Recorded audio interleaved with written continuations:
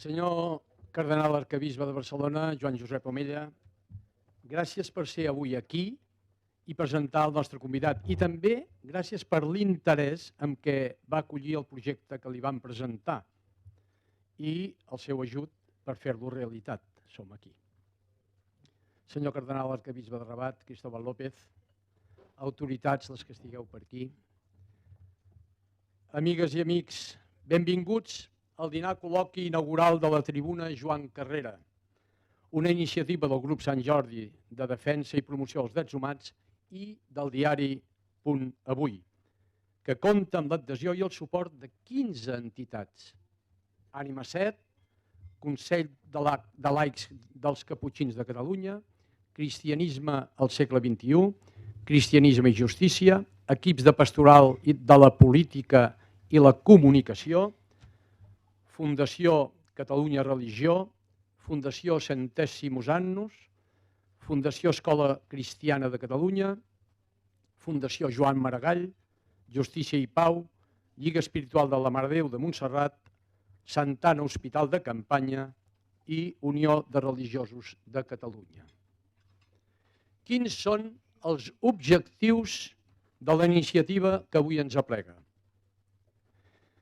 Difondre les experiències de diàleg, comunicació i participació social, analitzar la situació actual del cristianisme a Europa i al món com a fet religiós, cultural, social i de pensament i, en definitiva, potenciar la presència del fet religiós en la nostra societat catalana.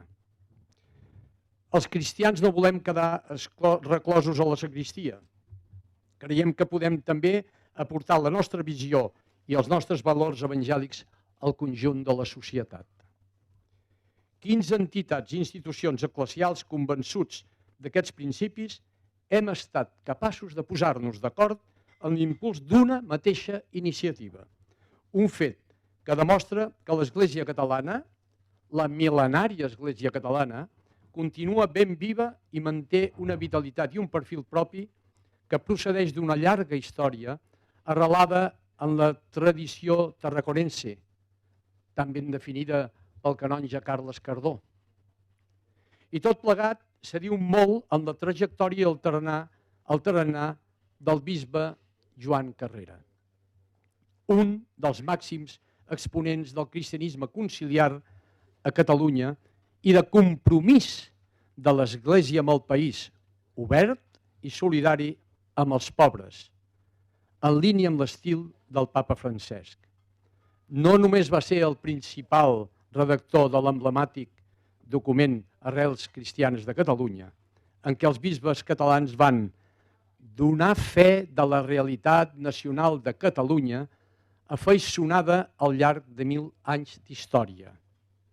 Carrera també va promoure grans obres socials, va tenir una presència assídua als mitjans de comunicació, va optar per una trajectòria pastoral sempre a les perifèries i, sobretot, va tendir ponts d'entesa i de diàleg amb sectors intel·lectuals, periodístics, polítics, socials i culturals de la nostra societat.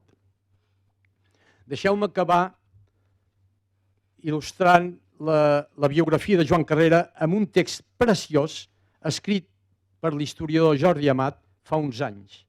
Començava la seva columna dient: un dia de 1961, un capellà jove, de només de 30 anys i amb sensibilitat obrera, arriba al barri badaloní de Llefià amb la seva mare.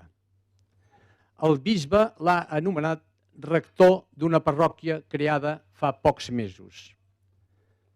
Allà, poc abans de l'esclat de la guerra, s'hi havia aixecat una església modesta, però va ser cremada durant el conflicte. Aquell 1961 s'intenta tornar a començar, en sincronia amb la multiplicació de les barraques que creixien al voltant de l'església. Les condicions no són bones per ningú. En un fogonet de petroli que col·loquen a la terra d'una habitació que els han deixat, la mare cuina per tots dos. Al cap d'unes setmanes, mentre treballa fent l'església, aixeca una paret que servirà per evitar una mena de rectoria. Cada dia, a primera hora, hi hagi qui hi hagi, diu missa, perquè els veïns sàpiguen que ha encès la flama de la catolicitat. Després ha d'anar a una font per carregar l'aigua que usaran a casa durant un parell de dies. És mossèn Joan Carrera. Al cap de poc temps de ser a Llefià, Carrera, desconcertat, meditava sobre els seus nous feligresos. Són llauradors del camp i submergit en el proletariat urbà dels nostres suburbis. No tenen orgull, ni tampoc sentit de classe. No entenen fàcilment la lluita obrera. No s'encaren amb el capellà, sinó que li diuen a tot que sí. L'apostolat de Carrera, que connectava amb els restes d'un sector de l'Església catalana minoritzat, va possibilitar que aquell contingent immigratori que provenia del sud d'Espanya adquirís consciència de la justícia social en la que vivia, alhora que, sense haver de renegar dels seus orígens, descobria en la catalanitat una forma d'accés a una precària ciutadania. L'èxit de Carrera és haver-se convertit, com a resultat de la seva fe compromesa, en veritable ciment vital que va possibilitar la reconstrucció sòlida d'una societat esquerdada. El dia que aquell mossèn va arribar a Llefià podria ser un bon punt d'arrencada per explicar la història de l'èxit més determinant de l'Espanya contemporània. Com ell sempre ens predicava, cal seguir creant avui motius i raons d'esperança. Gràcies per la vostra assistència. Benvinguts tots.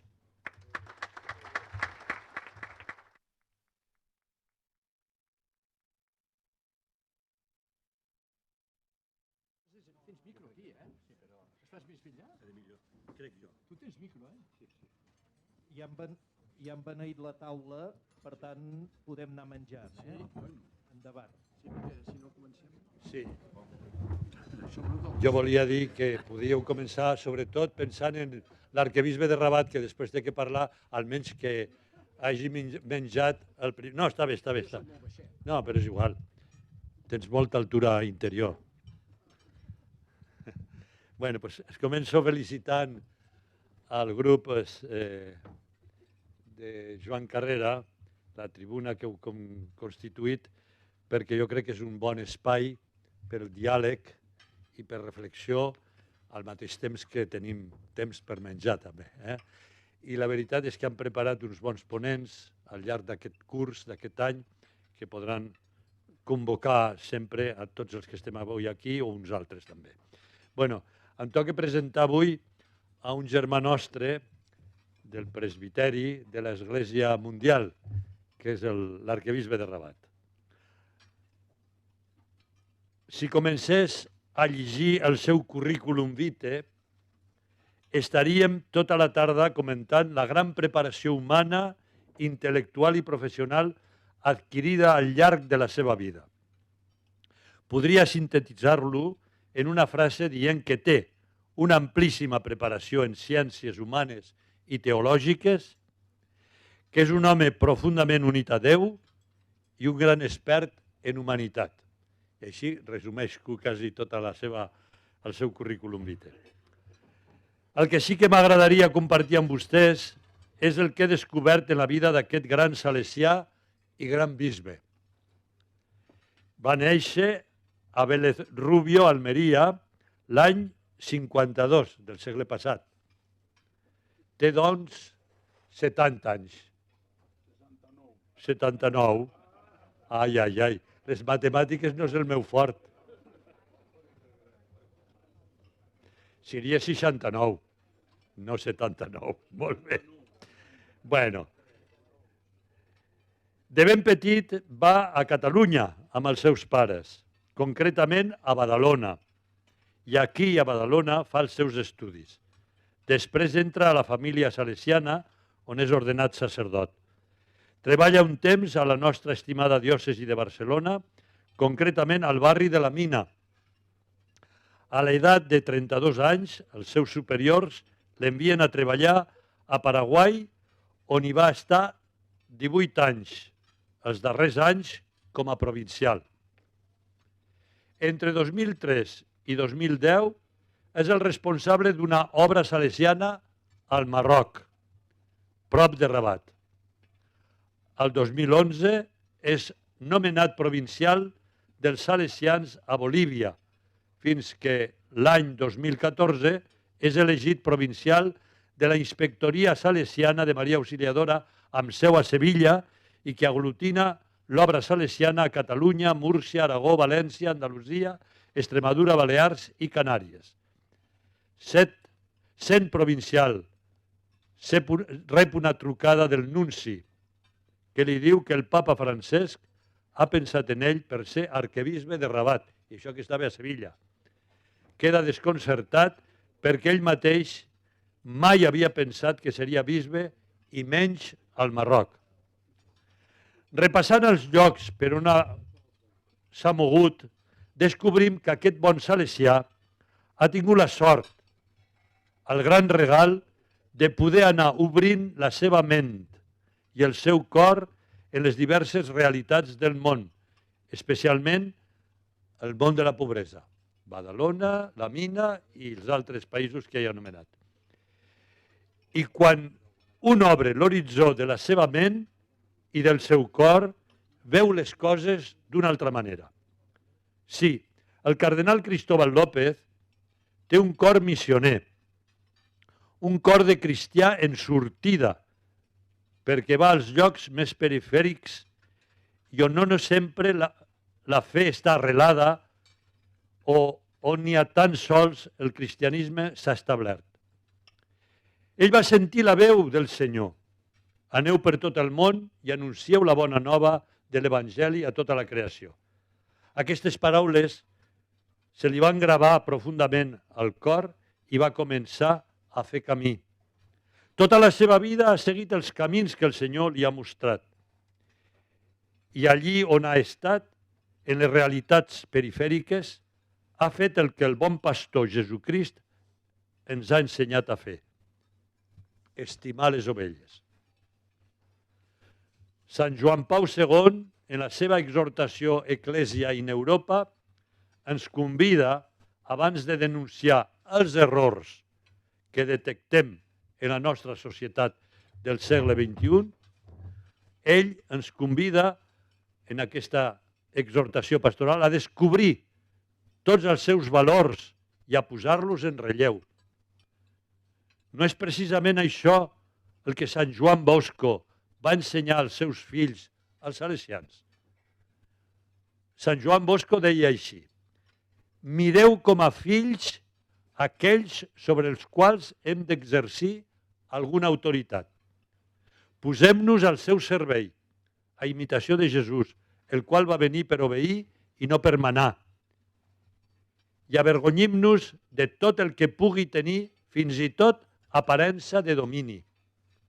Si algun domini exercim, deia Sant Joan Bosco, sobre ells, ha de ser per a servir-los millor. Tinguem comprensió en el present i esperança en el futur, com convé a uns pares de veritat. Jo penso que això ho té que fer un arquebisbe de Rabat, perquè l'envoltant és tot musulman. Però allí està, mirant positivament aquell entorn i amb esperança, amb esperança.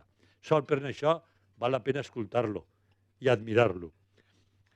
Perquè només es pot evangelitzar, només es pot educar des d'una actitud d'amor.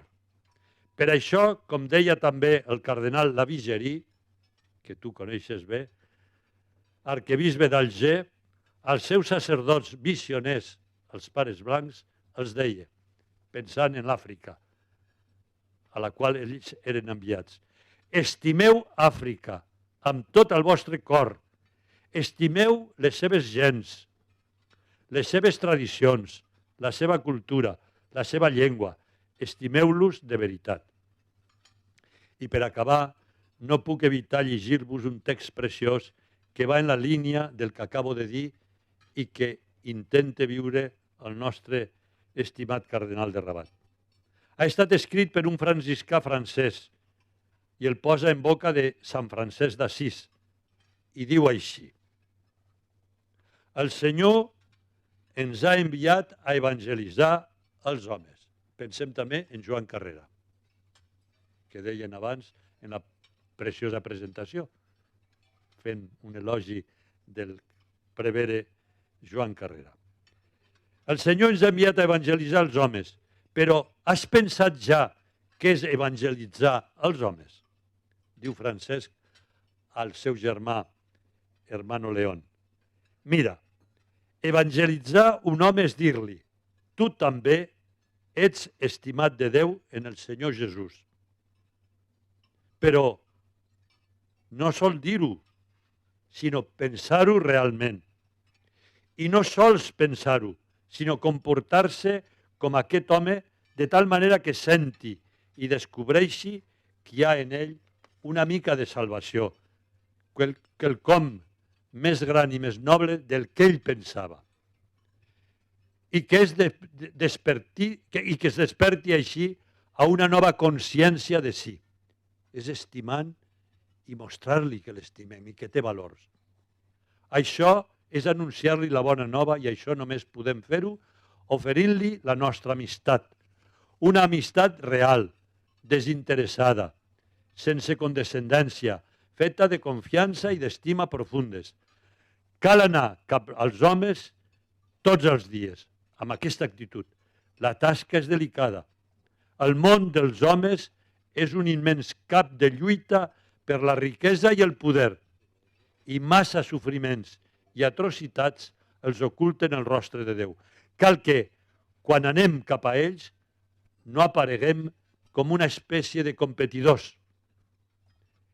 Entre els homes hem de ser testimonis plens de la pau que ve del Totpoderós, homes sense avarícia ni menyspreu, capaços de fer-nos realment amics seus.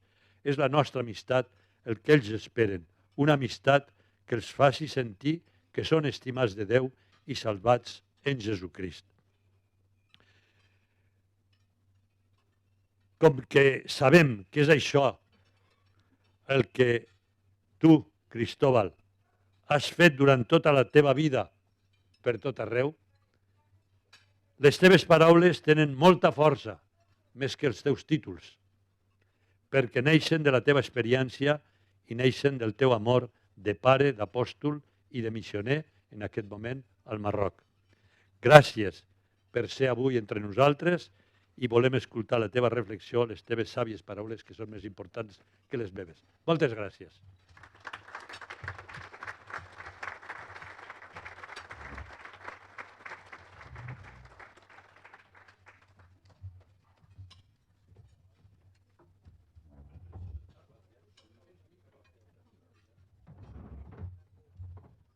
Bon dia a tots i bon profit.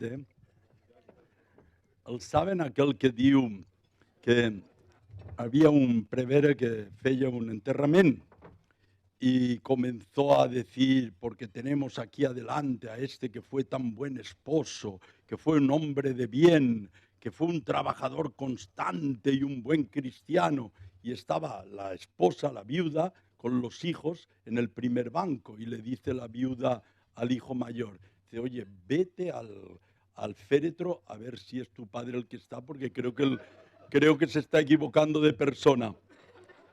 Yo es lo que he sentido cuando hablaba de mí, yo pensaba que estaba hablando de otro. Aparte de que no estuve en la mina, sino en la Perona y en la Verneda, solamente eso, una pequeñísima puntualización, pero sin mayor importancia. Pero como hay aquí testigos presenciales de mi paso por la Perona y por la Verneda, bueno, la mina nació en aquella época y si ahora están los salesianos ahí, se debió a la comunidad de la Verneda. Bueno, gràcies per la invitació a utilitzar aquesta tribuna, Joan Carrera, per dirigir-me a vosaltres compartint una mica de la meva vida i de la meva experiència. Gràcies als organitzadors per tot el que han fet perquè aquest moment sigui una realitat la meva felicitació per l'èxit de participació i moltes gràcies a tots vosaltres per la gentilesa d'haver volgut venir a participar en aquesta trobada. Espero no amargar-vos el menjar. Moltes gràcies també a les entitats que s'han volgut adherir a aquesta iniciativa. Em fa molta alegria constatar que d'una manera o altra he estat o estic en contacte amb més de la meitat d'aquestes 15 entitats. I per descomptat, moltes gràcies al que és no el meu germà a l'episcopat, sinó el meu pare, Monsenyor Omella, perquè em va ordenar bisbe. I no només em va ordenar, sinó que quan vaig acudir-hi perquè em defensés de l'amenaça que planava sobre mi, no només no em va defensar, sinó que em va convèncer que no em defensés jo mateix i deixés que les coses seguessin el seu curs sense res demanar i sense res refusar. No. Em sento especialment honrat i confós en saber que seré el primer a prendre la paraula des del púlpit d'aquesta tribuna, que està cridada a ser prestigiosa pel nom que porta, Joan Carrera. Jo vaig conèixer a mossèn Joan Carrera en el 1973. Ell era llavors vicari episcopal d'una vasta zona que anava des de Nou Barris fins al Poble Nou, el Besòs i la Mina, que s'acabava d'estrenar la mina. Crec que eren els districtes 9 i 10 de Barcelona, la perifèria tocant a Santa Coloma i a Sant Adrià del Besòs. Jo era un jove salesià de 21 anys que iniciava, juntament amb 4 salesians més, un és ici ara, una nova forma de presència al barri de la Verneda. Mossèn Carrera em va semblar, potser pel càrrec que tenia o per la seva presència física, em va semblar una persona molt gran per mi, però en realitat només tenia 43 anys en aquell moment. Però aquests 43 eren més del doble que els meus insultantes i jóvenes 21 anys. Mossèn Joan Carrera ens va acollir, ens va aconsellar, ens va acompanyar i ens va defensar davant d'alguns sacerdots que no van veure amb bons ulls la nostra arribada al barri. És més, ens va llançar el desafiament de crear un centre de catequesi i d'animació juvenil que sense dependència de cap parròquia estava al servei de totes les parròquies de l'arxiprestat, una experiència insòlita i nova que indicava que Joan Carrera era un home amb una visió de llarg abast. Per mi va ser un exemple d'home, de cristià i de capellà. Tenia un esperit pacífic i dialogant, obert i atent a tothom, inquiet i amb iniciativa. Però tot això li naixia i brollava d'una doble passió que conjugava perfectament. D'una banda, la passió per Crist, el seu regne i l'Església. I de l'altra, la passió pel món i la realitat concreta que vivia. La Catalunya dels barris populars, la Catalunya dels altres catalans. Aquells que deien, com Candel recollia el seu llibre Els altres catalans, l'altre dia van anar a Casterdefer i em van fotre un arronconí en muclo que Estarfun era bo.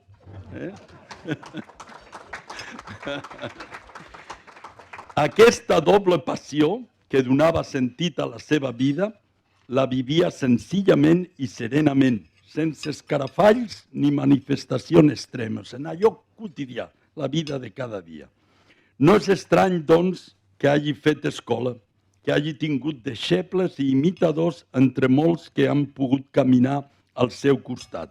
I ho demostra la creació d'aquesta tribuna, des de la qual espero i desitjo que no només en puguem honorar la seva memòria, sinó el que és més important, que puguem rellançar i revifar els valors que van inspirar la seva vida.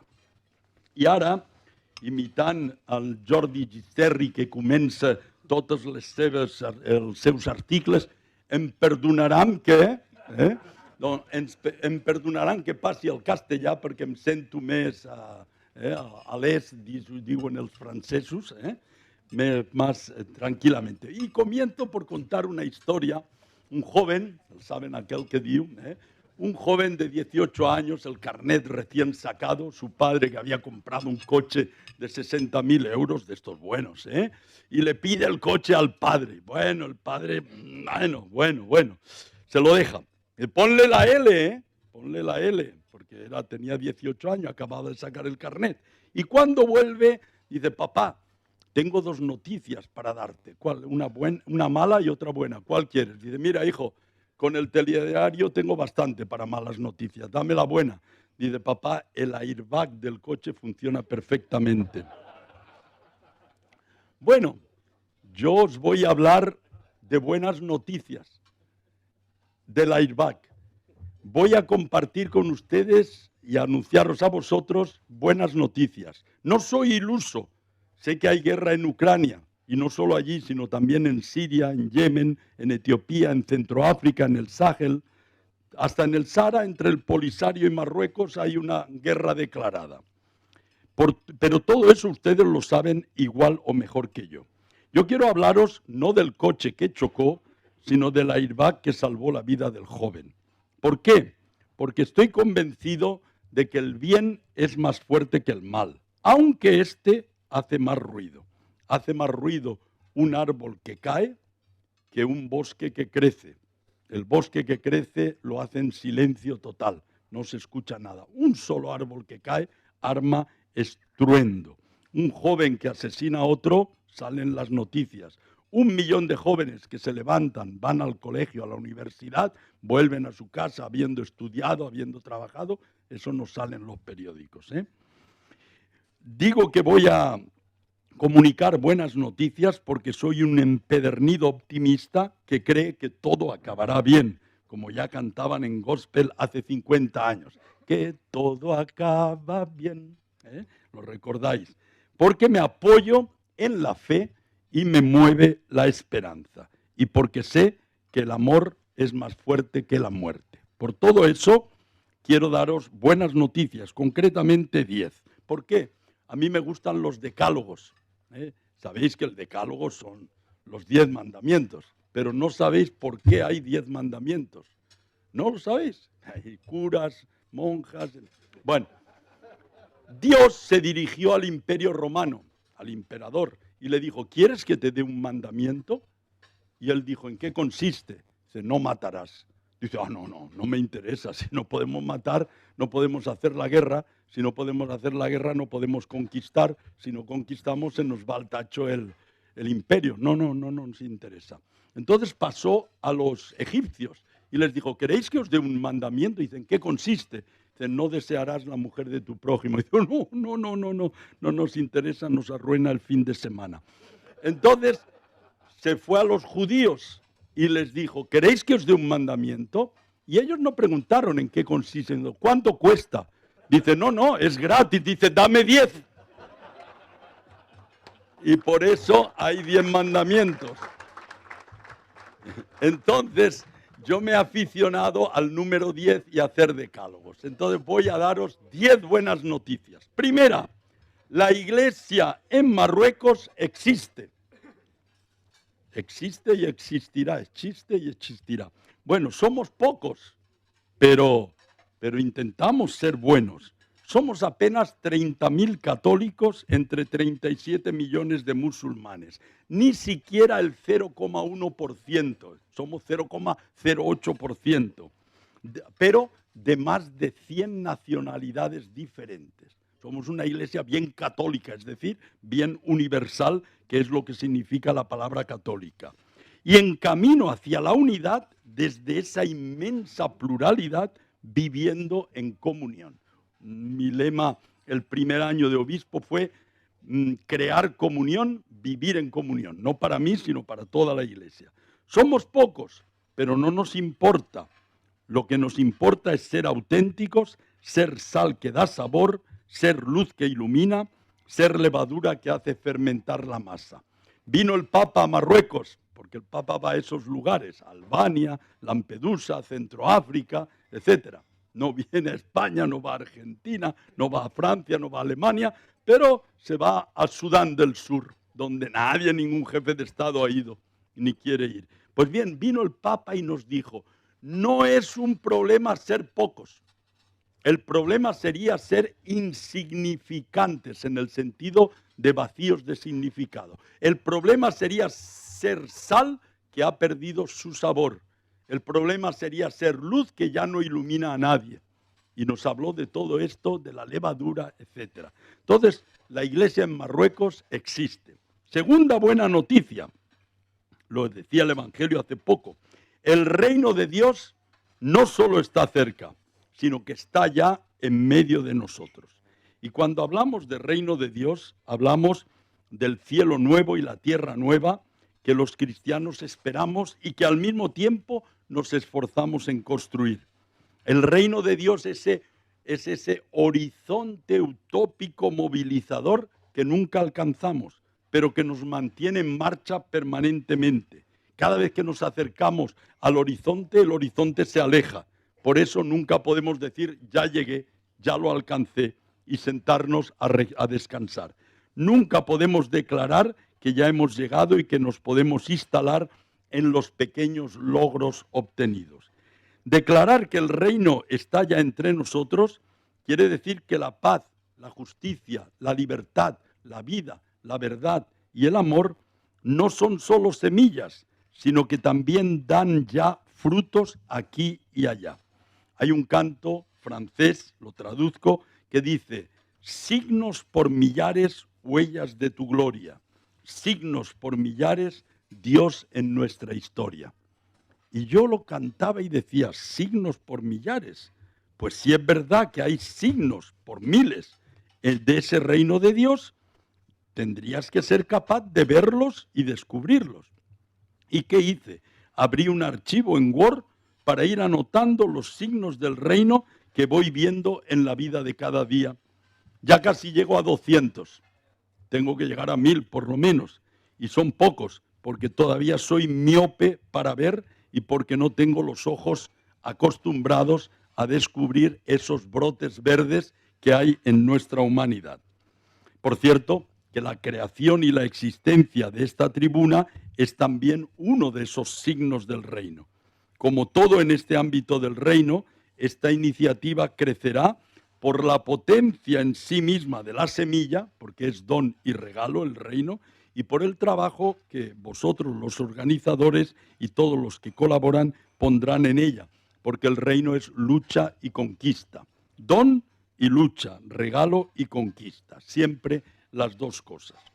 Tercera buena noticia, es posible la comunión entre cristianos. La iglesia en Marruecos es una iglesia ecuménica y trabaja por vivir en comunión con las demás confesiones cristianas, católicos, protestantes, que son menos que nosotros, anglicanos, que son menos que los protestantes, ortodoxos, que son menos que los anglicanos, Y mantenemos una relación de fraternidad muy interesante. Por ejemplo, los protestantes utilizan en no menos de 7 parroquias nuestros locales para encontrarse y celebrar su culto. Es muy interesante ver en Ujda, la iglesia más antigua del siglo pasado, en la puerta, que pone misa católica a las 10 de la mañana, culto protestante a las 12. Y eso ocurre en bastantes parroquias, como digo. En menor medida con los anglicanos y ortodoxos, porque son muy poquitos, pero también. Con los protestantes hemos creado un instituto ecuménico de teología. Explico lo de teología, es que allí a media mañana se toma el té, por eso es instituto de teología. Bueno, se estudia teología cristiana en ambiente musulmán y 50% es protestante, 50% es católico. Yo soy copresidente y la pastora protestante norteamericana de nacionalidad es copresidenta. Los alumnos son católicos y protestantes y algún musulmán. Los profesores son católicos, protestantes y musulmanes. Hay materias que se enseñan a 2 voces, como un canto a 2 voces. La eclesiología, por ejemplo, la liturgia, sacramentos. La Biblia no, la Biblia da lo mismo que sea uno que otro, pero esas materias. Y es muy interesante porque están los dos profesores juntos, y un protestante que venía de esas iglesias que hablan de la iglesia católica como la Babilonia criminal, la bestia, la gran prostituta y todo eso, dio un testimonio diciendo: yo vengo de eso. Y ahora, gracias a este instituto, ahora mi directora espiritual es una monja católica. Eso es un fruto ya de ese instituto Almuafaca, del cual el Papa Francisco dijo que era un signo profético para el ecumenismo y el diálogo interreligioso. Es decir, que vivir juntos como cristianos en comunión de las diversas confesiones es posible. Cuarta buena noticia: el diálogo interreligioso, y en nuestro caso islamo-cristiano, es posible y es una realidad creciente. No solo allí, sino también aquí en Cataluña. Nosotros lo vivimos en el día a día, en lo cotidiano, en las relaciones interpersonales de compañerismo y de amistad, en la buena vecindad, en las universidades donde nuestros muchos estudiantes universitarios subsaharianos que integran nuestras parroquias y comunidades van a estudiar. En las escuelas tenemos 12 escuelas católicas donde los 10.000 alumnos son musulmanes. Los padres son musulmanes, los profesores son musulmanes, pero la escuela es católica, ¿eh? Yo decía siempre en la escuela Don Bosco de Kenitra, aquí somos dos católicos. La escuela, que ella es católica, y yo. Todos los demás son musulmanes, pero se da ese diálogo islamo-cristiano. En los barrios, en las calles, en los mercados, en el taxi. Y la cuarta, en la que estábamos, es que el diálogo interreligioso es posible y es una realidad creciente, y que la hacemos en la vida de cada día y concierne a todos, no es cuestión de expertos. Pero también lo vivimos en el trabajo codo a codo, en asociaciones, fundaciones, trabajando en pro de los derechos humanos, de la promoción de la mujer, la atención a las personas migrantes, la salud pública y privada, la educación y la cultura. Y finalmente, y aunque sea a pequeña escala, vivimos también ese diálogo islamo-cristiano en el compartir la experiencia de Dios y de fe y la oración, que eso ya es lo más sublime. Pero ese diálogo se da y en forma creciente. Quinta buena noticia: es posible la fraternidad entre musulmanes y cristianos. Y esto me parece fundamental decirlo aquí en Europa, en España, en Cataluña. Es perfectamente posible establecer amistades sinceras y profundas entre musulmanes y cristianos. Es posible trabajar juntos para construir un mundo mejor. Y lo digo por experiencia propia, tengo muchos amigos musulmanes. Algunos de ellos son amigos hasta tal punto que estoy seguro darían la vida por mí si fuera necesario, y yo por ellos. Christian de Chergé, que era el prior del monasterio de Tibirín, de hombres y de dioses, los monjes asesinados, 7, este Christian de Chergé con su comunidad cisterciense tenía encuentros para compartir la fe con una tarika, que significa una vía, una cofradía musulmana, alauilla, al frente de la cual había uno con el que se reunía para charlar de Dios, de la fe, y decían sacar agua del pozo, sacar agua del pozo. Y cuando, oye, le dice un día Cristian, dice, hace tiempo, Mohamed, que no sacamos agua del pozo. Dice, pues cuando quieras. Y dice Christian de Chergé, pero ¿de qué pozo vamos a sacar agua? ¿Del tuyo o del mío? Y dice, Cristian, le dijo el musulmán, todavía estás en ese estadio. Vamos a sacar agua del pozo de Dios. Ni del tuyo ni del mío, del pozo de Dios, ¿no? Podemos darnos a beber mutuamente. Como decía Jalil Gibran, en el matrimonio nunca deben beber de la misma copa. Pueden darse a beber del uno al otro, pero cada uno en la suya. Los musulmanes, digo siempre, no son nuestros enemigos ni adversarios, ni contrarios ni competencia. son hermanos que Dios nos da para conocerles, tratarles y amarles. No somos la Coca-Cola y la Pepsi-Cola disputándose un 5% del mercado. No nos disputamos la clientela. Fijaros lo que decía ya hace 56 años el concilio. La Iglesia mira también con aprecio a los musulmanes, que adoran al único Dios viviente y subsistente, misericordioso y todopoderoso, creador del cielo y de la tierra, que habló a los hombres, a cuyos ocultos designios procuran someterse con toda el alma, como se sometió a Dios Abraham, a quien la fe islámica miran con complacencia. Veneran a Jesús como profeta, aunque no lo reconocen como Dios. Honran a María, su madre virginal, y a veces también la invocan devotamente. Esperan además el día del juicio, cuando Dios remunerará a todos los hombres resucitados. Por tanto, aprecian la vida moral y honran a Dios, sobre todo con la oración, las limosnas y el ayuno. El Sagrado Concilio exhorta a todos a que, olvidando lo pasado, la noticia mala, vayamos al airbag. El Sagrado Concilio exhorta a todos a que, olvidando lo pasado, procuren y promuevan unidos la justicia social, los bienes morales, la paz y la libertad para todos los hombres.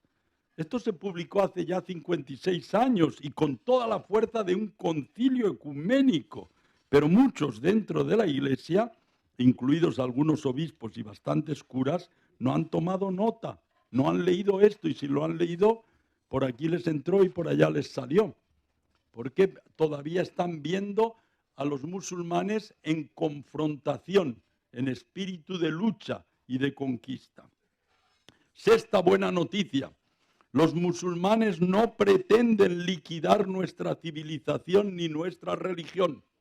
La inmensa mayoría de ellos saben que el Corán dice: si Dios hubiera querido que existiera una sola religión, lo habría hecho. Y por lo tanto, ven la existencia de diversas religiones, civilizaciones, culturas y sociedades como algo positivo y querido por Dios, aunque consideren la suya como el punto álgido de la evolución social y la plenitud de la revelación de Dios. El puñado de extremistas, fanáticos y violentos que existen un poco aquí, un poco allí, no deberían borrar la imagen general de aceptación del otro que tiene la mayoría. No generalicemos sobre todo el conjunto de musulmanes la imagen que proyectan mediáticamente quienes son fanáticos, radicalizados, violentos y terroristas. Combatamos, por favor, las fake news y las falsas afirmaciones que corren diciendo que los musulmanes quieren invadir Europa y acabar con nuestra civilización, cultura o religión. Es verdad que quieren venir aquí, porque vivimos mejor que ellos en general y entonces quieren participar de las mieles de la abundancia. Séptimo, esto es una frase que medio que me inventé: menos hablar de los musulmanes y más hablar con los musulmanes. Ese es el desafío, entre otros, que os lanzo. Aquí estamos hablando de los musulmanes, pero yo os propongo hablar con los musulmanes. Acercaos a ellos, estableced una conversación y un diálogo, interesaos por su historia personal, por su situación familiar, por sus penas y alegrías, por sus sueños y proyectos. Y me sorprende que mucha gente que ha tenido el valor de hacer esta experiencia acaban comentando: pero si son como nosotros. Y claro, ¿qué te pensabas? ¿Que eran extraterrestres? ¿Que eran marcianos? ¿O qué? Entonces, esta experiencia, por cierto, que yo a mis hermanos salesianos, aquí hay varios de ellos presentes, también les digo: menos hablar de los jóvenes y más hablar con los jóvenes.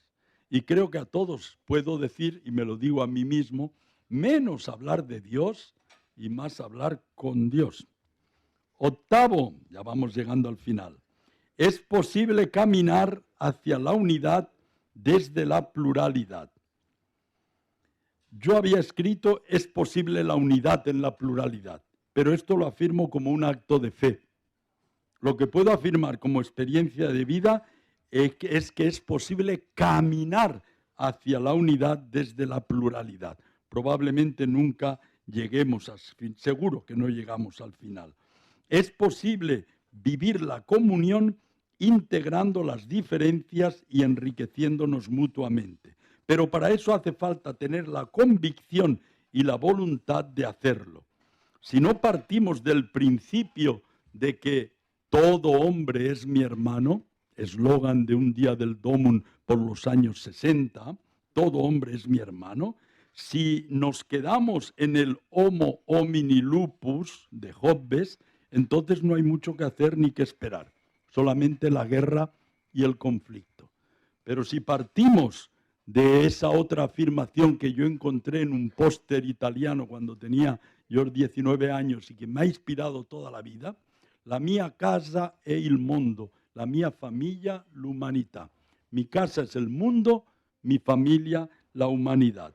Esto verdaderamente es la base para poder caminar hacia la unidad desde la pluralidad, desde la diversidad. Ver en el otro mi hermano. Yo digo que siempre estoy en mi casa, nunca he cambiado de casa, porque mi casa es el mundo, todavía no me he ido del mundo. Cambio de habitación bastante frecuentemente, pero siempre en la misma casa. Y allí donde voy está mi familia, porque toda la familia es la humanidad. Entonces esto es interesante para vivir. Yo creo que es una dimensión, la internacionalidad, la universalidad en la que debemos educar a las nuevas generaciones. Y esto no está reñido con un sano nacionalismo de amar la patria chica, porque para amar la patria grande hay que empezar demostrándolo con la patria chica allí donde estás. Pero cuidado que hay ciertos nacionalismos exacerbados que van contra este espíritu universalista y de fraternidad entre todos. Que no caigamos en los enfrentamientos, sino en la suma. Nosotros los cristianos tenemos que sumar más que restar y tenemos que multiplicar más que dividir. Es nuestra vocación. Y hablando de vocación, el 9º punto es que nuestra vocación es ser puentes y constructores de puentes. Cuando yo llegué a Marruecos por la primera vez, unos días antes de Navidad de 2002, luego ya fui en 2003 para quedarme, me llevaron a la ciudad de Kenitra, a 40 kilómetros de Rabat, donde está establecida la única comunidad salesiana del país. Enseguida me dijeron que la palabra Kenitra significa pequeño puente.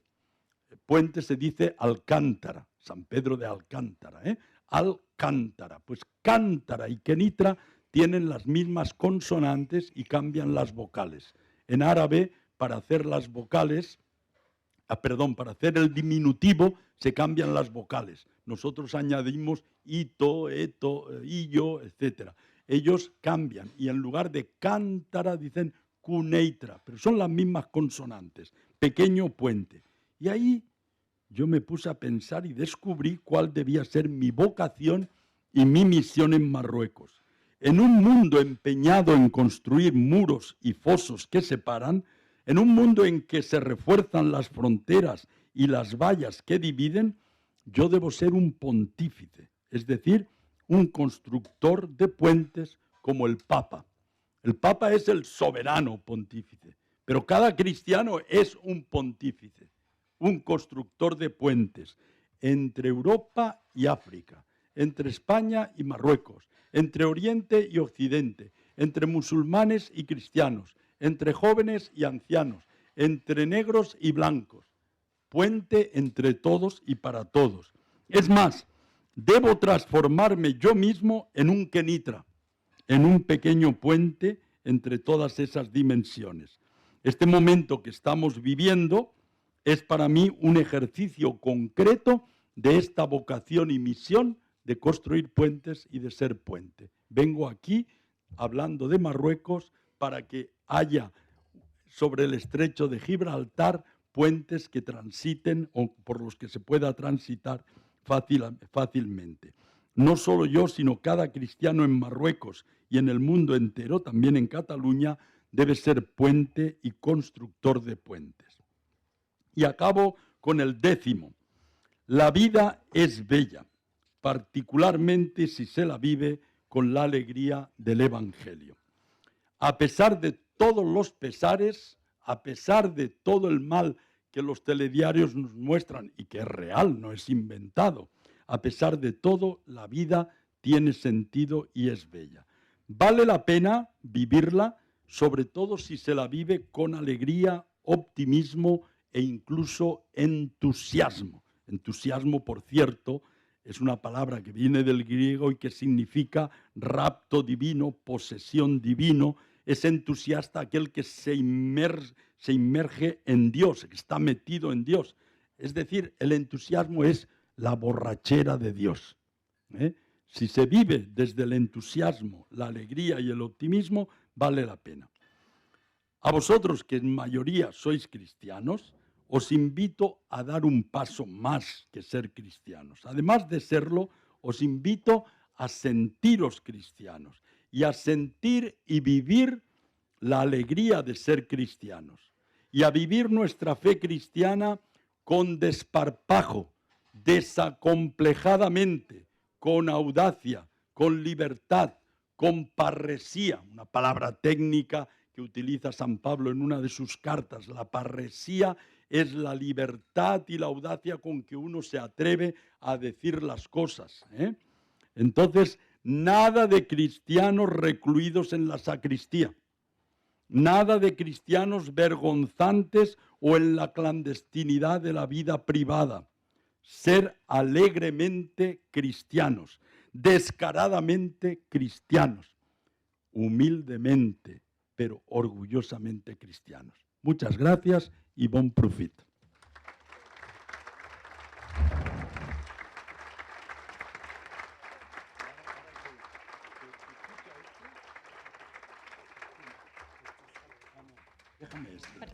Sí.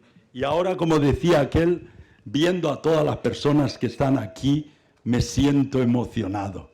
Y emocionado me siento.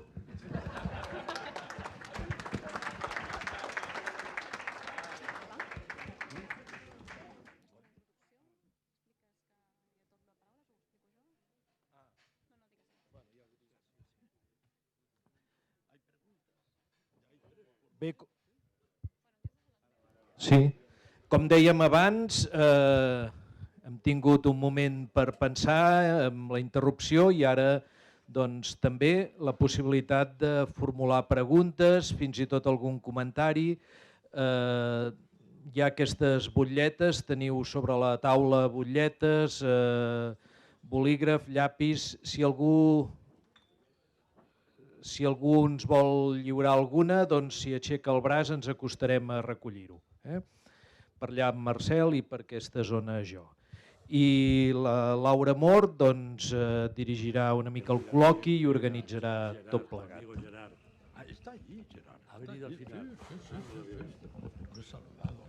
De fet, podríem començar, si us sembla, perquè ja ens n'han fet arribar algunes. Jo sí que volia agrair la seva intervenció.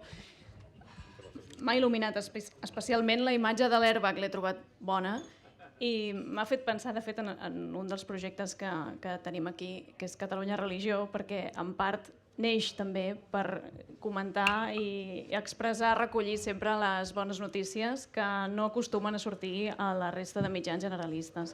Per tant, som aquí per compartir això amb una pila de cares conegudes i molts amics amb els que compartim també feina i missió. I jo no m'entretinc més i comencem a formular preguntes. En Pere Navalles ens fa arribar, ell és antic alumne dels Salesians, pregunta quina opinió li mereix el fet que hagi desaparegut el culte multireligiós que es va iniciar en el Centre Abraham amb motiu de les Olimpíades al Poble Nou.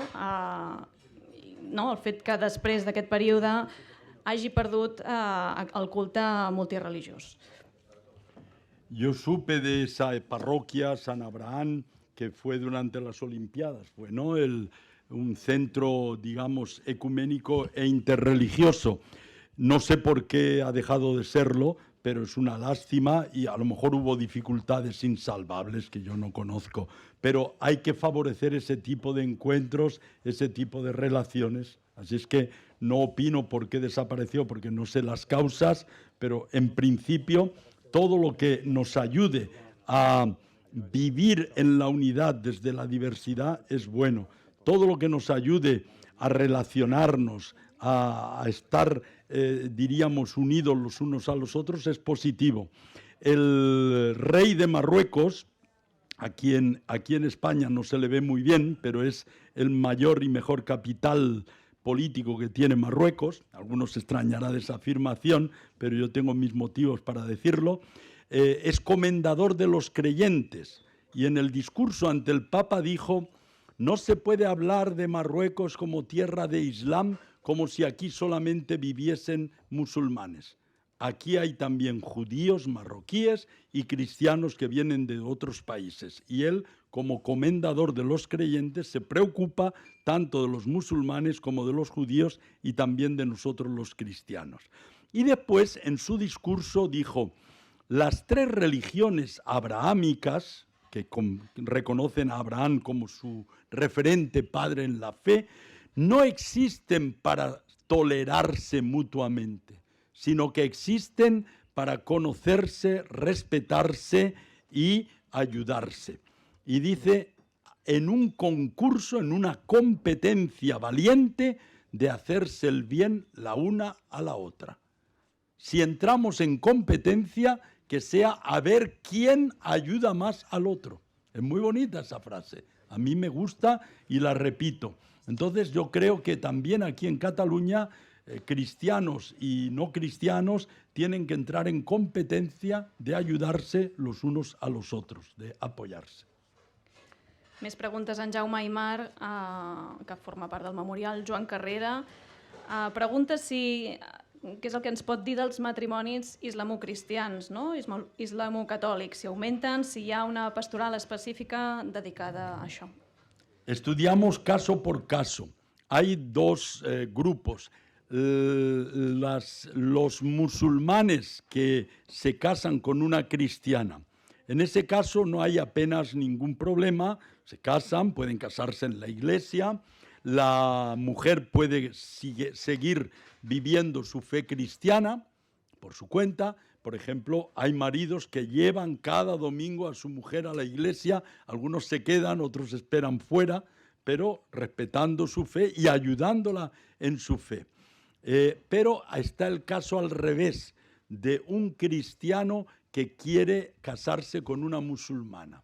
En Marruecos eso es muy difícil porque se le exige que sea musulmán al hombre, porque a través del hombre, es la cultura, se traspasa la religión, la herencia, la nacionalidad. Ahora ha cambiado la ley y la mujer puede también dar la nacionalidad a los hijos, antes no. Entonces, ellos dicen, como los hijos tienen que ser musulmanes, el padre tiene que ser musulmán. Si el hombre es cristiano, pero le importa un comino la fe, pues dice, bueno, yo digo que Alá es Dios y Mahoma su profeta y ya soy musulmán y me da lo mismo y no practico. Pero hay cristianos auténticos que no quieren renunciar a su fe y que no quieren, y se hace un problema. Ahora mismo tengo dos sobre la mesa para dialogar y charlar y ver cómo se puede solucionar ese problema, porque tampoco es cuestión de hacer como unos hicieron, que encontraron un imán que les firmó los papeles sin que hiciese la shahada. La shahada es la atestación de que cree, ¿no? De pronunciar esas palabras que yo he pronunciado, que no por eso me he hecho musulmán, ¿eh? Entonces son matrimonio musulmán, pero él no ha hecho el compromiso. Pero toda la gente le considera musulmán, porque saben que es obligatorio ser musulmán. Eso es algo que nos gustaría ver cambiar. De todas formas, por hablar de la pastoral, durante muchos años hemos tenido grupos que se llama de couple mixte, de parejas mixtas, 6 o 7 como equipo de matrimonios, pero eran matrimonios él musulmán y ella cristiana, y iban juntos al grupo de matrimonios y dialogaban de su experiencia, de cómo vivían en la familia esa realidad. Y era muy enriquecedor. Y eso es un poco la mujer cristiana que está casada con un musulmán, es el icono de nuestra Iglesia católica en Marruecos. Porque nosotros somos también con la esposa de ese pueblo marroquí que nos acoge y con el que queremos compartir la vida, sin que él deje su fe y sin que nosotros la dejemos, pero compartiendo la vida. Así es que son como un icono de lo que quisiera ser la Iglesia en ese país, en esa cultura. Justament ara que parla de l'acollida, hi ha un parell de preguntes, una per part de Mari Carmen de la Fuente, de la Fundació Migra Studium. La primera diu que hi ha moltes persones que viuen o transiten des de Marroc, que acaben convertint-se a través d'un procés migratori en els nostres veïns. És possible, com a església, que té presència aquí i allà, que siguem pont, això que deia també abans, que facilita, recolza i acull aquests processos migratoris, com s'ha de fer i si té alguna idea sobre això. I també ens pregunta en Rafael Ruiz de Gauna, de la Fundació Pere Tarrés. Ell explica que l'any 2017 van viure a Catalunya uns terribles atemptats per part d'uns joves musulmans educats al nostre país, i què hem de fer com a cristians i com a societat catalana per afavorir la convivència. Bueno, nosotros, no lo he dicho, pero nuestra iglesia quiere ser también una iglesia samaritana. No por la mujer samaritana en este caso, sino por el buen samaritano. Es decir, una iglesia que viendo a un herido se inclina sobre él sin preguntarle por qué estás aquí, quién te ha hecho esto, por qué no te quedaste en tu casa.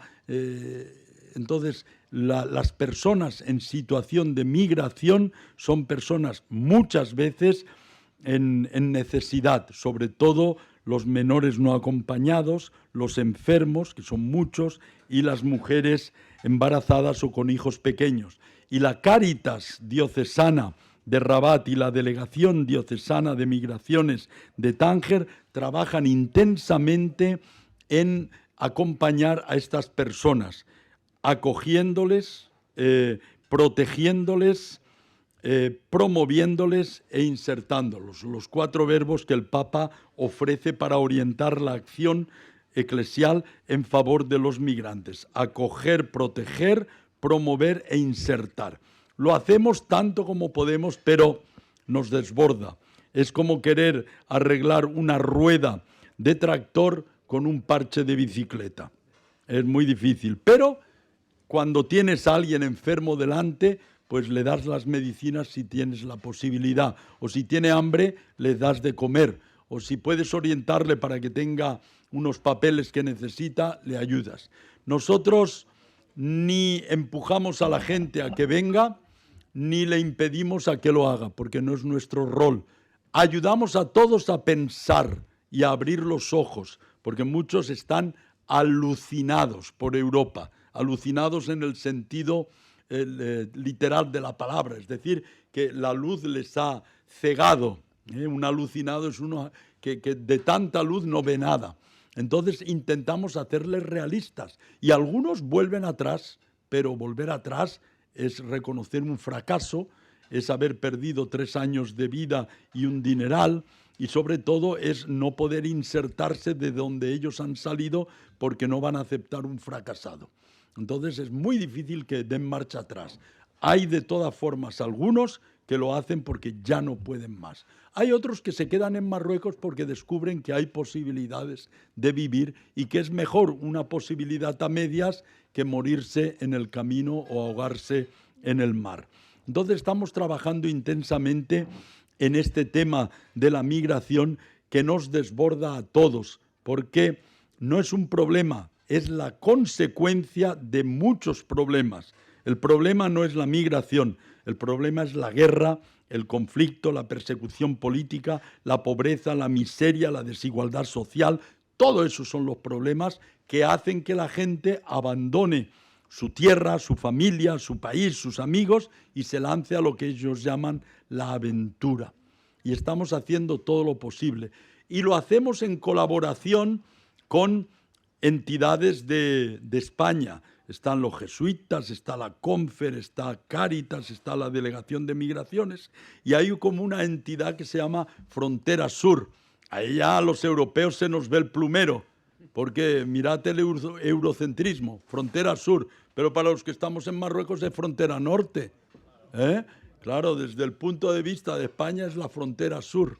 Bueno, pues hay relación, intentamos acompañar a las personas antes y después, pero lo que está claro es que nosotros no financiamos el viaje hacia Europa. No es nuestra función ni empujar a la gente ni retenerla.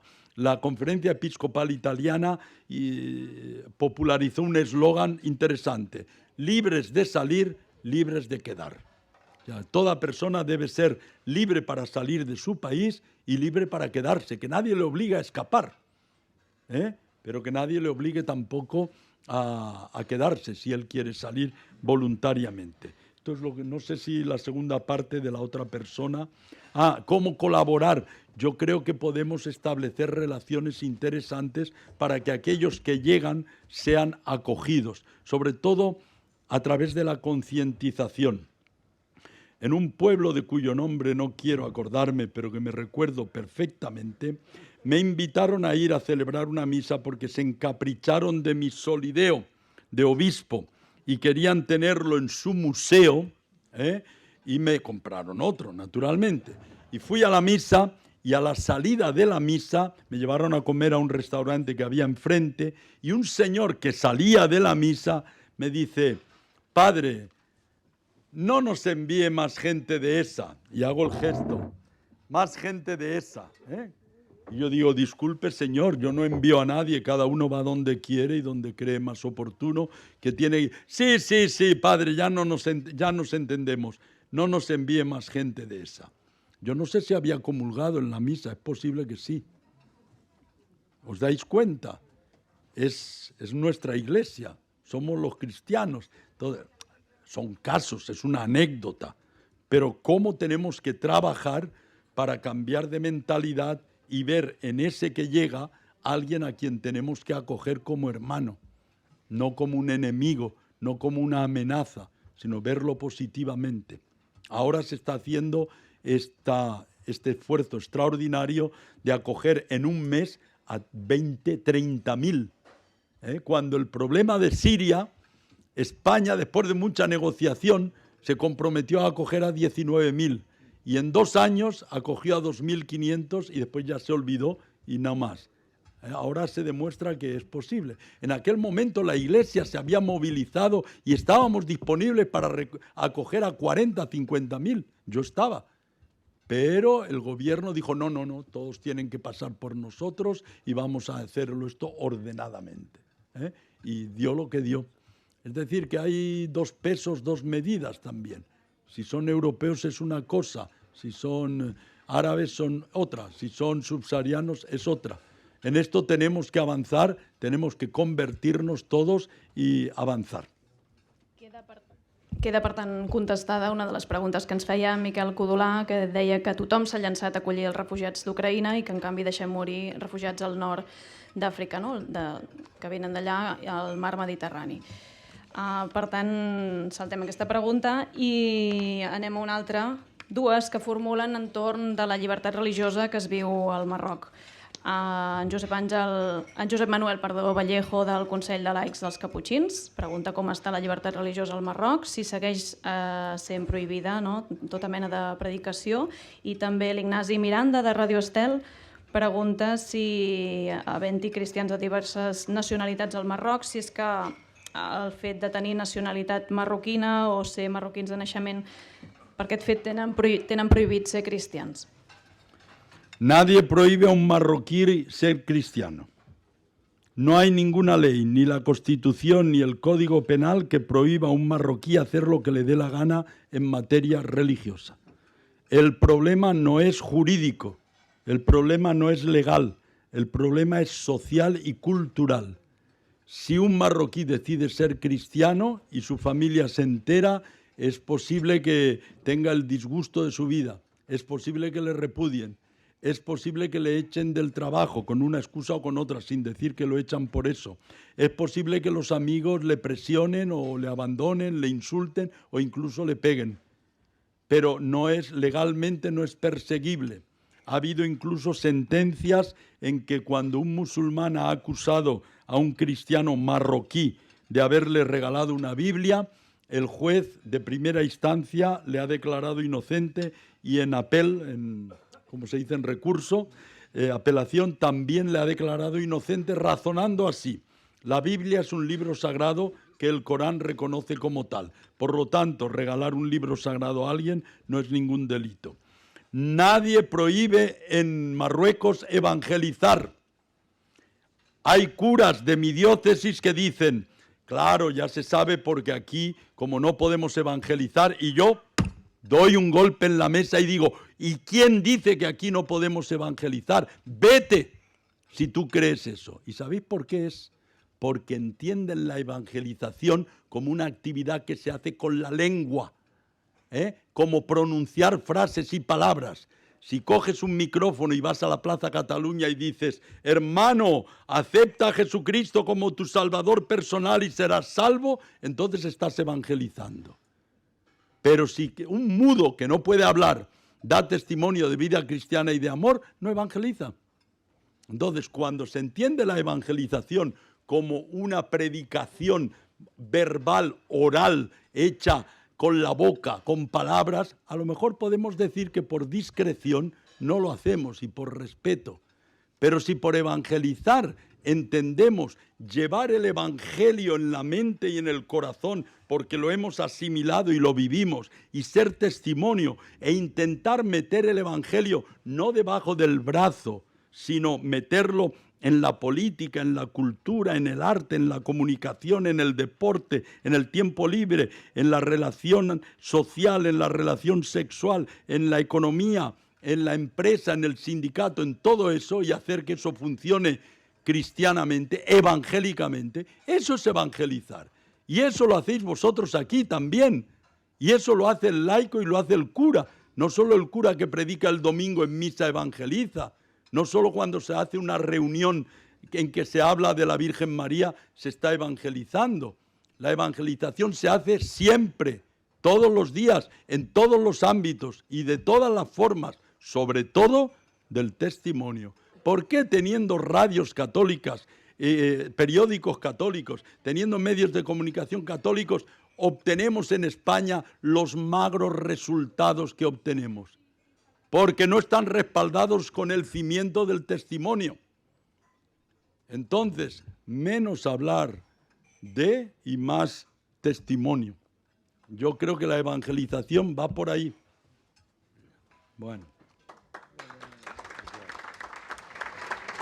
Esto es porque hablo con pasión, porque hablo con fuerza. Fem un salt de la base al Vaticà. En Jordi Llisterri, de Catalunya Religió, comenta primer que tenim 2 dels 3 cardenals actuals que parlen català, només faltaria la Dària, diu. Enhorabona als organitzadors. Pregunta, quina impressió li fa a la reforma de la Cúria Vaticana per part del papa Francesc, no? Si serà útil per a les esglésies locals, el treball que està fent, i com es veu des del Marroc als catòlics europeus, no? Com si som el passat o una antiguitat, pregunta. Bueno, aquí el cardenal Omeya está más cualificado que yo para responder a esa pregunta sobre la curia. Pero lo que ha salido en ese documento prácticamente está todo hecho ya. Es decir, no es que van a cambiar ahora las cosas, porque los cambios organizativos el Papa los ha ido haciendo con pequeñas decisiones y ya lo que ha determinado ya está hecho. A mí lo que me interesa leer, que todavía no lo he hecho, es la introducción, para ver qué sentido le da a la curia. Porque si se ve la curia como el gobierno del Papa y las diócesis como los gobernadores que representan y que tienen por encima a los cardenales y obispos curiales, entonces no me gusta. Yo creo que he leído la frase de que la curia está al servicio del Papa y de la Iglesia. Entonces me gusta mucho que haya hermanos nuestros en el episcopado que tienen como trabajo un trabajo sacrificado, porque para mí si me mandasen al Vaticano a trabajar en aquellas oficinas, para mí sería un gran sacrificio, lo haría por obediencia, pero sería un sacrificio, prefiero estar en una diócesis con jóvenes, con la gente, con todos. Pues que ellos lo hagan con espíritu de servicio y que sean, como el Papa afirma, servidor de los servidores de Dios, entonces está bien. Entonces quiero ver si eso está bien reflejado en la introducción, el preámbulo y los artículos primeros en que se define qué es la curia y con qué espíritu debe vivirse. Y yo tengo esperanzas, porque conociendo al Papa no puede ser de otra manera, que sea en este sentido, que la curia tome cada vez más ese espíritu y esa actitud de estar al servicio de la Iglesia y la Iglesia al servicio del reino de Dios. Porque es verdad, yo no he ido nunca a una visita al Límina, pero que en otro tiempo parecía que es que se llamaba a los obispos a pasar revista, a examinarse delante de los jefes que les preguntaban cómo va esto, cuántos has bautizado, tal. Y no, eso no tiene que ser. Tiene que ser un intercambio fraterno en el que los que están en la curia escuchan con atención y dan también sus aportes, ¿verdad?, para enriquecerse mutuamente. Me decía mi predecesor que en una de las visitas al Límina, pues que había ciertos cardenales que hacían preguntas que indicaban que no entendían nada. Dice, había uno que hacía preguntas inteligentes y se interesaba, un tal Ratzinger. Así me dijo mi predecesor en arzobispo de Rabat. Es decir que yo creo que es la oportunidad de cambiar el espíritu, no tanto si se llaman congregaciones o dicasterios, si hay 12 o hay 15, que eso es secundario, es lo de menos, ¿no? Pero el hecho, por ejemplo, de que pueda haber laicos, y entre los laicos mujeres que tomen parte, y sobre todo eso, que sea un organismo al servicio de la Iglesia y no por encima de las iglesias locales. Justament una de les... Se sent? Ara. Sí. Justament una de les iniciatives que pretén proposar un canvi d'esperit és el sínode de bisbes que ha convocat el Papa Francesc i en el que s'està treballant. Tenim una pregunta anònima, que ara no sóc capaç de distingir per la lletra qui de vosaltres és, que diu que la sinodalitat implica responsabilitat també dels fidels a l'hora d'elegir els seus pastors? Bueno, no sé si la palabra elegir es la apropiada. La Iglesia no es una democracia, es una fraternidad. Los hermanos no se eligen y en la familia pues cada uno juega un rol distinto y no es que se reúne la familia y votan a ver quién va a ser de padre y quién va a ser de madre. Bueno, entonces yo digo que la Iglesia va más allá de la democracia y por lo tanto siempre que se pone en relación Iglesia y política, Iglesia y democracia, hay cosas que chirrían.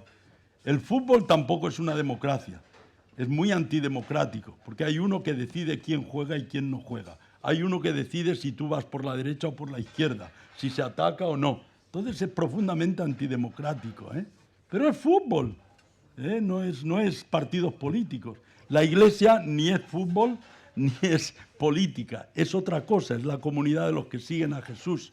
Ahora, que haya más participación, que la comunidad cristiana intervenga en la designación, elección de los pastores, pues seguramente sí. Y hay lugares en que se hace y tampoco se hunden por eso, sobre todo en iglesias orientales, y ha habido otras épocas en la Iglesia en que se ha hecho y habrá que estudiar la forma.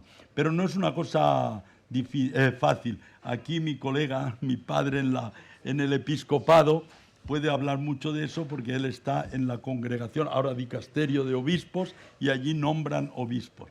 Yo puedo decir que se hace con mucho cuidado y que se busca el mejor y el mayor bien de cada comunidad cristiana. Pero es verdad que se puede avanzar y mejorar en la participación. Lo que ocurre es que no se puede hacer por elección. Entre los políticos, el que pierde, bueno, dice, tendré otra oportunidad dentro de 4 años o 5 años. Pero algunos quedan quemados ya para siempre, porque se presentaron y no les votó ni su madre. Y entonces ya se les ve el plumero. Entonces no se puede hacer eso en la Iglesia con las personas. No se puede decir, a estos 4 podrían ser, y votar y se quedan 3 con el trasero al aire. Entonces, es delicado, pero reconozco y afirmo que se puede y se debe avanzar y mejorar. Tenim entre nosaltres també l'Anna Gaspar, que és membre de l'Associació d'Amics del Poble Saharaui, i pregunta, com a arquebisbe de Rabat, què en pensa del problema dels saharauis, si creu que l'Església podria fer quelcom per ajudar-los. És una pregunta que també fa en Jordi Roger d'Ànima 7, preguntant com pot afectar aquest canvi polític just d'aquesta setmana recent, i també ens arriba la pregunta sobre el posicionament de Pedro Sánchez en relació al tema del Sàhara Occidental. Bueno, este es un tema delicado en estos momentos y siempre, ¿no? Y daría para... A mí me gusta abordarlo, pero necesitaría mínimo 3/4 de hora para explicar lo que pienso de este tema. La Iglesia se preocupa de los saharauis como se preocupa de todos los pueblos. Y los que viven en la zona que actualmente está ocupada por Marruecos están atendidos, hay una prelatura, una prefectura apostólica y se preocupan de ellos. Y los que están en Tinduf, en territorio argelino, también tienen atención religiosa si es que hay algún cristiano, porque hay una diócesis allí. O sea que la Iglesia en el tema político no tiene por qué entrar ni por qué meterse, porque no es su tema. Pero las personas sí, y estamos intentando ayudar a que cada uno viva su identidad y sea respetado en lo que él es. El problema político, ya digo, no es aquí el ámbito ni el momento, ni tenemos el tiempo para profundizarlo. Qué diplomático, ¿eh? Absolutament diplomàtic. En Josep Maria Fisa, de Justícia i Pau, ens recorda que el proper 15 de maig es canonitzarà el germà Charles de Foucault, i pregunta quin significat té aquesta celebració per l'Església del Nord d'Àfrica, del Marroc, Argèlia, Tunísia, etc., per la relació i diàleg amb el món musulmà i per l'evangelització en el moment actual d'una església sostinguda pel papa Francesc. Para nosotros va a ser un momento de extraordinaria importancia, porque Charles de Foucault y su espiritualidad inspiran lo que nosotros vivimos hoy en Marruecos. Yo siempre digo que la espiritualidad de la Iglesia en Marruecos es una espiritualidad franciscano-foucauldiana. Franciscana porque han sido 8 siglos de presencia continuada prácticamente, con muchos altibajos, y foucauldiana porque hay una continuidad, ¿verdad?, entre el franciscanismo y Charles de Foucault. Charles de Foucault quiso siempre volver a Marruecos y no pudo, y se convirtió gracias a Marruecos. Entonces, su manera de vivir la fe inspira nuestra presencia hoy en Marruecos, por lo de la fraternidad universal, por lo del apostolado de la bondad. Quiero ser tan bueno que la gente diga, si el discípulo es así de bueno, ¿cómo será su patrón? Eso es frase de Charles de Foucault. Entonces, eso nos inspira. Tenemos que predicar con el ejemplo, con el testimonio. Apostolado de la bondad, silencio de Nazaret, presencia de samaritana, todas esos rasgos de la espiritualidad foucauldiana son característicos de la Iglesia que está en Marruecos. Por eso, la canonización de Charles de Foucault es como un espaldarazo a lo que nosotros vivimos. Es como decirnos, adelante, estáis en el buen camino, estáis viviendo la fe como se debe vivir. No os preocupéis si bautizáis solamente a 40 adultos en un año, que ya me gustaría saber cuántos adultos en un año bautizan en las diócesis españolas. Entonces, esto nos importa mucho. Estamos organizando todo un año en torno a la canonización de Charles de Foucault para que recorramos con una exposición y una experiencia de fe espiritual cada uno de los lugares donde él estuvo, siguiendo su libro El reconocimiento de Marruecos, que él escribió y por el que obtuvo un premio, una medalla de honor de la Academia de Geografía. Y además vamos a ir también a los lugares donde él no estuvo, naturalmente. Así que para nosotros es muy importante, lo estamos viviendo con mucha ilusión y mucha esperanza. Dues preguntes que a mi em sembla que el que intenten és que il·lumini el treball pel diàleg interreligiós a Catalunya. Una ve de part de l'Antoni Matabós, que forma part del grup de treball estable de les religions, el GETER. Diu que aquí a Catalunya hi ha pau entre les religions, no? Que hi ha una experiència de 18 anys de treball a través d'aquesta entitat, en la qual també hi està representada l'islam, i pregunta quines experiències hi ha al Marroc de diàleg doctrinal. I una altra pregunta que ens arriba també d'en Gerard, de l'Arxiprestat de Santa Coloma, que pregunta si des de la realitat del quotidià, que és on ens guanyem les possibilitats de diàleg, veí a veí, associació a associació, s'hi pot fer 3 aportacions per fer-ho realitat a peu de carrer, una mena de consells, si és possible. Yo sé que aquí en Cataluña está bastante organizado y favorecido ese diálogo islamo-cristiano que hay. Los musulmanes están organizados en varias instituciones y que hay algunos de ellos muy abiertos a ese diálogo. Entonces está muy bien y hay que continuarlo. Nosotros no tenemos experiencia de diálogo teológico. No hay expertos que se sienten en una mesa o que se haga un congreso para profundizar intelectualmente en eso. A lo mejor deberíamos tenerlo, pero nuestra iglesia es pobre intelectualmente, no tenemos grandes personajes, aunque tenemos un instituto de teología. Y lo que vivimos más es el diálogo de la vida de cada día, el diálogo de las obras, del trabajo conjunto y el diálogo de la experiencia de Dios, el compartir qué es lo que nos mueve, qué es lo que nos sostiene y el diálogo de la oración.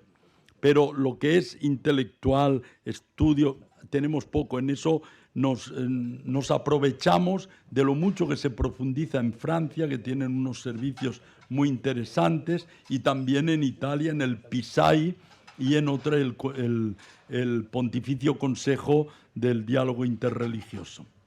Y consejos concretos, ya he dicho, menos hablar de los musulmanes y más hablar con los musulmanes.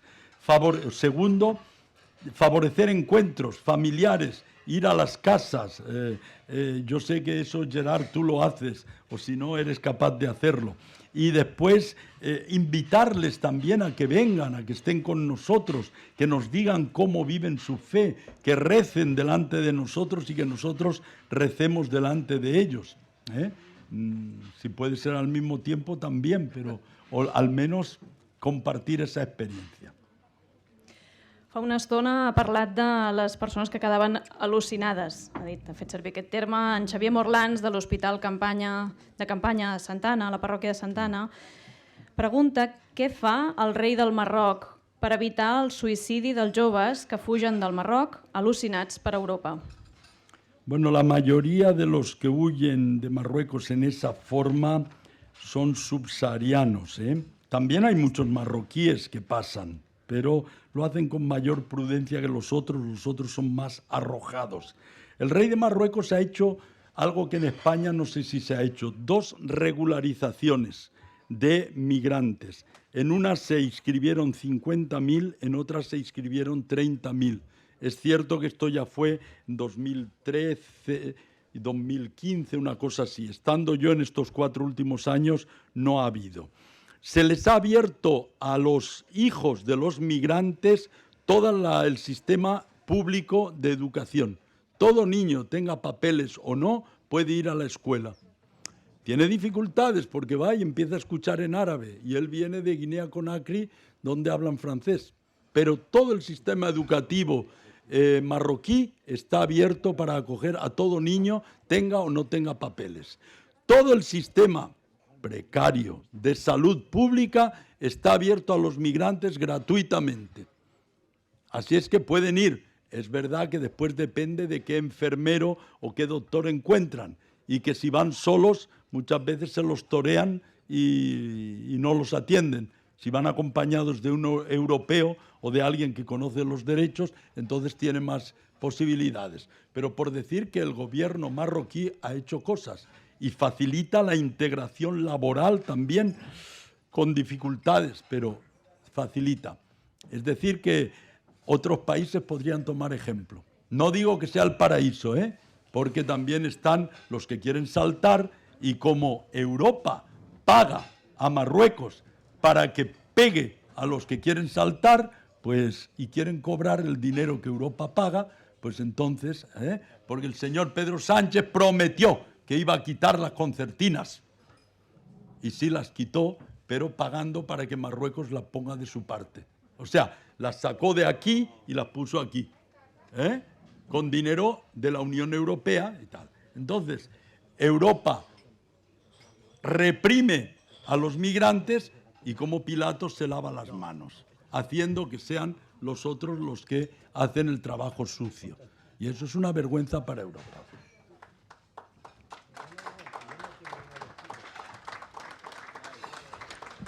Arribem a la recta final. He volgut guardar aquests dos comentaris pel final perquè són més aviat comentaris, no pas preguntes. L'Anna Maria Casanovas, de la parròquia de la Puríssima de Sabadell, recorda que en una entrevista a Catalunya Religió deia que vostè se sentia abans que res salesià i té un record seu personal d'una missa que va fer a Castellar del Vallès. ¿Quién es? Anna Maria Casanovas, on ets? Allà.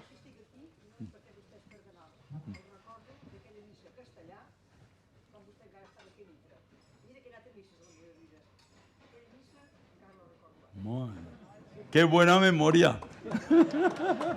A Castellar del Vallès. Allí vive mi hermana, que está allí, mi cuñado. Sí, sí. Sí, i última. Està bé. I última, penso que... Sí, en Josep Miquel Bauset del monestir de Montserrat, benedictí, el tenim aquí, s'amaga, es fa el discret, però el tenim aquí.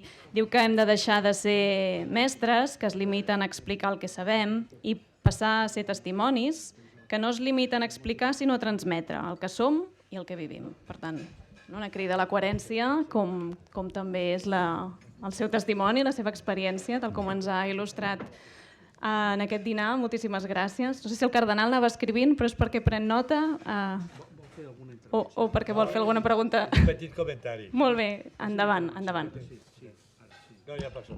No, sí, escoltant i veient que era la darrera pregunta, Pots donar el pastís de pas. pot menjar el pastís ara. Que Soy diabético. te l'has guanyat. Me llevo bien con la diabetes, no le hago caso. Ha guanyat aquest postre. No, yo decía, los salesianos, oyéndolo y viéndolo actuar, no se equivocaron cuando lo eligieron provincial. El que lo nombró obispo tampoco se equivocó, pero tampoco se equivocó el que le puso las manos en su cabeza ordenándolo, que fue el arzobispo de Barcelona aquí presente. Así que un aplauso por esta joya que nos ha salido.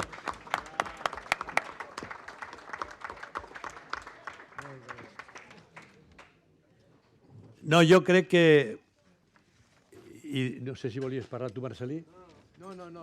És que aquí tots me diuen, ara vostè té que fer la conclusió de tot. I jo, sí, sóc aquí el que tenia que fer la presentació, no la cloenda. Li toca a vostè.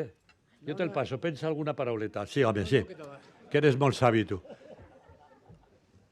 No, jo estava pensant que escoltant un testimoni d'aquests, que ha estat a missions, al Paraguai, a Bolívia, a Marruecos, no, primer aquests països que són cristians. I després va al Marroc, que no és cristià i que no perd la il·lusió d'anunciar l'Evangeli, on són menys del 0, no sé què ha dit, 2%. I viuen esperança i de quan en quan fan xiste, un acudit, i dius, que meravella. Nosaltres que estem entre cristians estem tot el dia pessimistes. Això no pot ser, mira quins bisbes tenim, mira quins capellans, mira quins cristians, això no funciona. Menys mal que jo estic en una associació que encara és més revolucionària i dona esperança. Però què és això? Qui és millor i qui és pitjor? Si estem en una situació canviant, complexa, però l'Evangeli és el mateix i Jesucrist és el mateix. I nosaltres sembrem. Jo no he vist mai un llaurador que sembra al novembre, fan la sembra al novembre. No val la pena sembrar, no sé si avui aquest any plourà, no sé si tindrem que marxar. Hombre, no, sembren i marxen. No, sembren i es queden. Diu, home, si sou de pobles llauradors, sabeu què fan els llauradors. Sempre diuen, quan estem ara al març-abril, este año, señor cura, la cosecha muy mal. No ha llovido, no sale el grano. I com va la collita quan ja arribem al maig? No sé, no sé. Yo creo que no llegaremos a mitad. Y al agosto els tornava a preguntar jo com capellà, ¿cómo ha ido? Y dice, bueno, pues no tan mal como esperábamos. I això sempre el mateix. No diuen muy bien, no diuen mai muy bien. Però sempre i continuen a sembrar.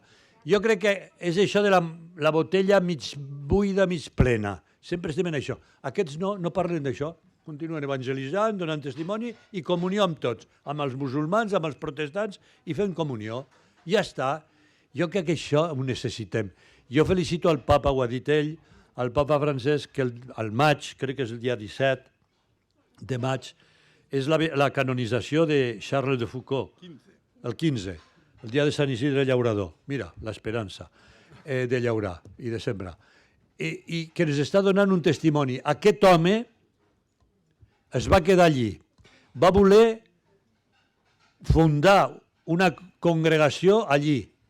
Ho va intentar 7 o 8 vegades. No funcionava.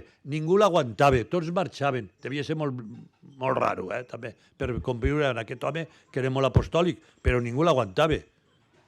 Hi ha santes dones i sants homes, però no l'aguanten ni el marit ni la dona. Bueno, que som així, però són sants. Sant Pau també era molt sant, però no l'aguantava Bernabé, O sigui que, vull dir que cadascú té el seu caràcter, però l'important no és el caràcter. L'important és l'esperança, la fe i la força que ens té que acompanyar. I d'alguna manera ell ho diu, el cardenal de Rabat, és aquesta esperança de sembrar i a donar a fruit al Senyor. I això és el que va fer Carlos de Foucault al desert i encara continua aquesta llavor allí sembrada i que donarà fruit, no sé quan i de què manera, però que està donant fruit. I això és l'esperança que tenim que tenir. I Europa, malauradament, ha perdut aquesta vivacitat, aquesta força de l'esperança. I estem més pessimistes que esperançats. I això no pot ser. Europa no anirà endavant si no té esperança, si no creu en ella mateix. I un signe, i acabo, de que no hi ha esperança és que no hi ha descendència, no hi ha fills. I una generació que no té fills desapareixerà. I aquí, polítics, què esteu fent per apoyar la família? Cristians, què estem fent per apoyar la família? Els cristians francesos, tu potser ho sabràs millor que jo, els deien sempre, ja veieu com està la nostra societat, tan secularitzada, tan laica, però un cristià que es case dintre de l'Església Catòlica, almenys 4 fills. Obligatori. I ho estan fent la majoria. I per això l'Església Catòlica francesa està creixent en esperança i està creixent en número. I això a mi me dona molt goig. Bueno, he posat una petita bomba, però jo crec que és molt important. I no digueu vosaltres ara que els capellans es casin. No, que no és la solució. No és la solució. Per si algú pensava. Molt bé. Yo quisiera recordar, para poner punto final, si se me permite, lo que he dicho de nada de ser cristianos vergonzantes, recluidos en la sacristía o en la clandestinidad de la vida privada. Alegremente cristianos, humildemente cristianos, pero orgullosamente también, y por decirlo en catalán, agosaradament cristians. Molt bé, molt bé.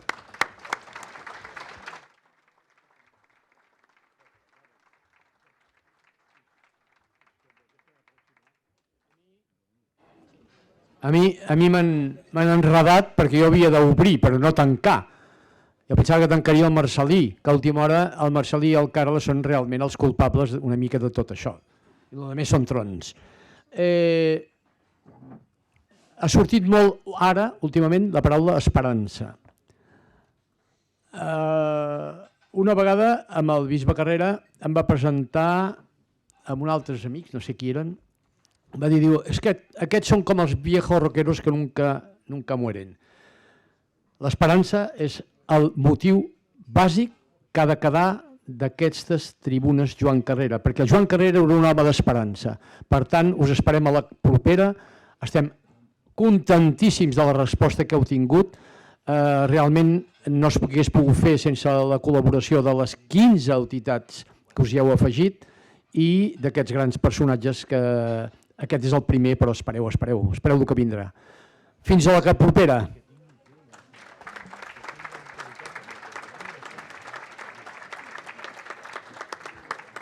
Molt bé.